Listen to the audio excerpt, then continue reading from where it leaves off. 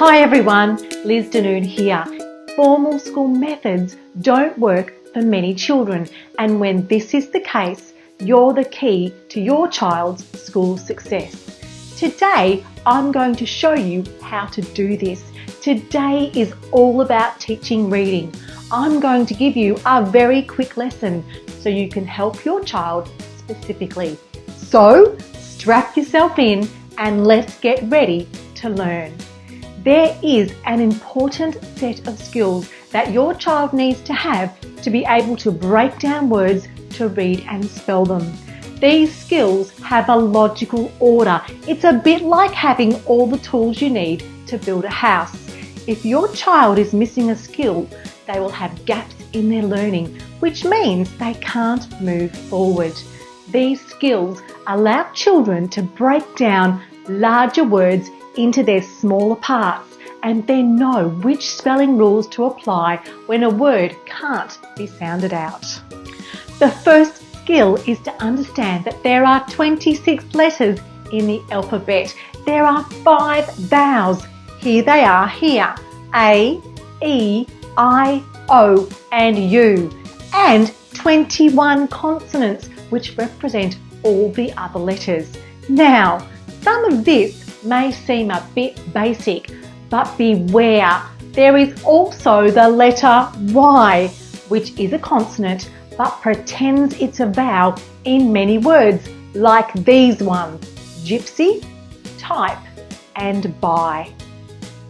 Skill number 2 is to know that each letter of the alphabet represents sounds in words, and this relationship between letter symbols and their sounds is known as phonics. Let me show you the word phonics. Reading experts would agree there are approximately 46 sounds that can be made from our alphabet letters. So, for example, K as in coat is one phoneme, and K as in character is also one phoneme, even though this time there are 2 letters making the sound K. Let's look further now at the word coat. K, O, T. We would say that the word coat, when broken down using phonics, has 3 phonemes.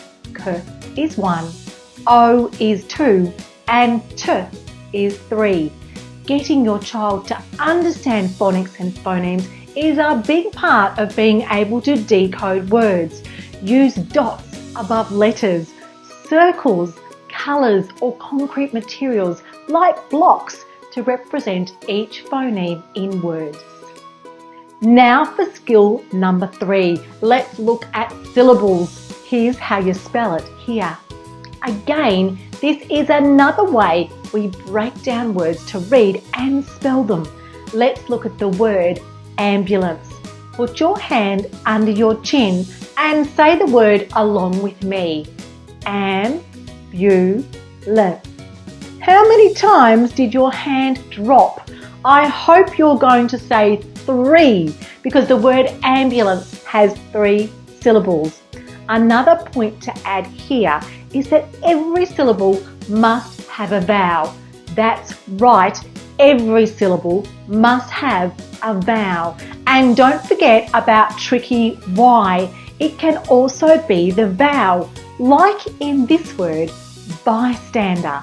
You can see the Y making that I sound at the beginning of that word. Here is skill 4. There are about 100 commonly used words that make up about 25% of all the words we use in the English language when we're speaking, reading and writing. Words like these ones. Look here. I, and, but, who, it, in and if. Do a Google search and you will find all sorts of common word lists, but they're pretty much the same. Focus on helping your child to learn these 100 words first, and you will be giving them access to 25% of all words used when reading and spelling. This will provide them with a huge head start on the reading process. Here is skill number 5. Vowels can have a long or a short sound in words. It is a good idea to find a way to visually represent this. Let me give you an example. In this word, map, the A has a short sound, ah. We can show it like this, A with a short dash, saying ah. However, in the word April, the A has a long sound. We can show it like this, an A with a long dash, saying A. You can see we're using colour and symbols, so lots of visual cues to assist the learning process and help your child to remember what they're learning. So you can see that the English language can be a little bit tricky for our children to learn. Here are 3 more short steps for you to use to help your child to learn to read and write. Let's move forward now with skill 6. There are many vowel combinations and spelling rules in the English language. These impact on how vowels sound in words. Using colour and symbols really helps to provide visual cues as to how to sound those vowels when reading. In the words here, have a look. Mean, machine and bean. All the E sounding vowels are saying E, the long E sound. Straight away, just by looking at the colour and the symbol I've used, you know it's going to be the long E vowel sound. Here is skill number 7. It is important to explain to your child that there are common letter patterns in words that make specific sounds. Teaching your child to understand this is really important. The English language can be so frustrating until they gain an understanding of the system, and it is a system. Your child will soon come to recognise common letter patterns.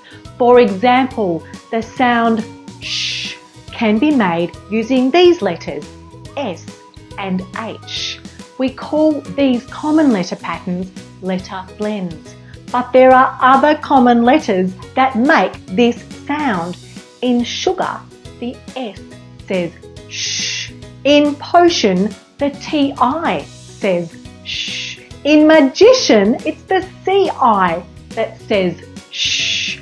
Make sure all of your child's spelling lists highlight words with common letter patterns.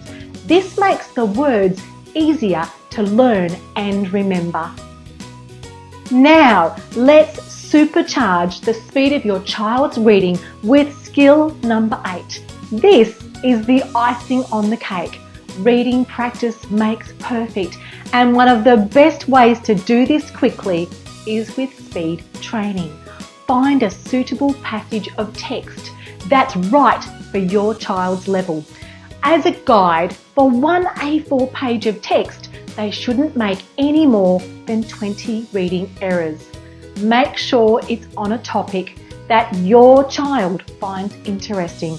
My son loves soccer, so I found a magazine that he loves and used a passage out of that. When you've found something that they like, get your child to read the same passage 5 days in a row out loud. Listen to them, and if they make a mistake, correct them and get them to repeat the correction straight after you.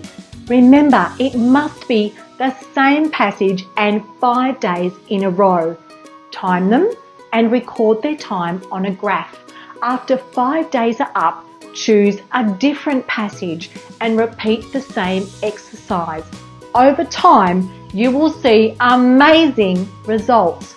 Watch their confidence, speed and reading skills increase straight away.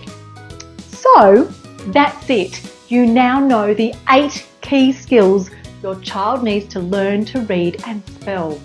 We've gone through the process of breaking words down into their individual phonemes and syllables, and we used visual prompts to remember vowel combinations and common letter patterns. Then we looked at how your child can practice what they learn by using speed training techniques. So for now, use the techniques I've given you and start your child on the path to enjoy learning, being able to read, and have the confidence within themselves to not only keep up with their peers, but also to excel. Until then, let me know your progress in the comments box below. Bye for now.